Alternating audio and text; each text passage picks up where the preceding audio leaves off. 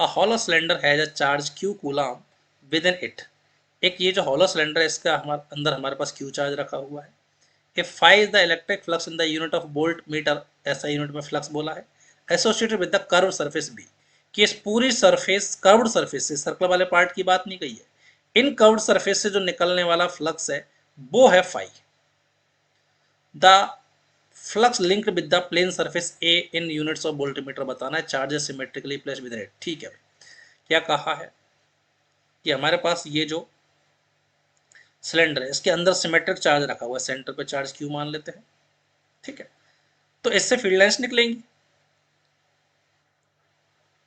ठीक, तो इस कर्व्ड सरफेस से निकलने वाला फ्लक्स तो है फाई। अब साफ साफ कहता हूं, कह सकता हूं अगर ये सेंटर पे रखा हुआ है तो जितनी फील्ड लाइंस इस सर्कल वाले पार्ट से निकलेंगी उतनी ही इससे निकलेंगी, तो दोनों सर्कल का फ्लक्स सेम होगा, बट वो कर्व्ड के बराबर नहीं होगा क्योंकि कर्व्ड से तो ज्यादा निकलेंगी। क्लियर? तो मैं कह सकता हूं हमारे पास टोटल फ्लक्स अगर लिखा जाए सिलेंडर का, तो सिलेंडर तो क्लोज सरफेस है, और क्लोज सरफेस से निकलने वाला फ्लक्स होता है total inside charge upon epsilon not.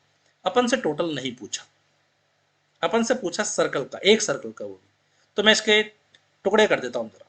तो टोटल सिलेंडर का फ्लक्स क्या लिख सकता हूँ मैं, इस पूरे कर्व्ड सरफेस का फ्लक्स जो कि फाई दे रखा है, प्लस एक ए सरफेस का जो फ्लक्स है वो फाई ए अगर होगा तो सी का भी सेम होना पड़ेगा, तो टोटल हो जाएगा 2 फाई ए, क्योंकि दोनों बराबर है।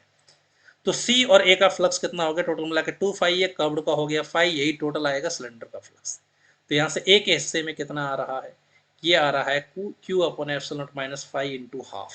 तो सर्कल ए से हमारे पास इतना फ्लक्स जाएगा, और ऐसा कौन सा ऑप्शन है, second option is the correct answer. उम्मीद है सबको समझ में आ गया होगा।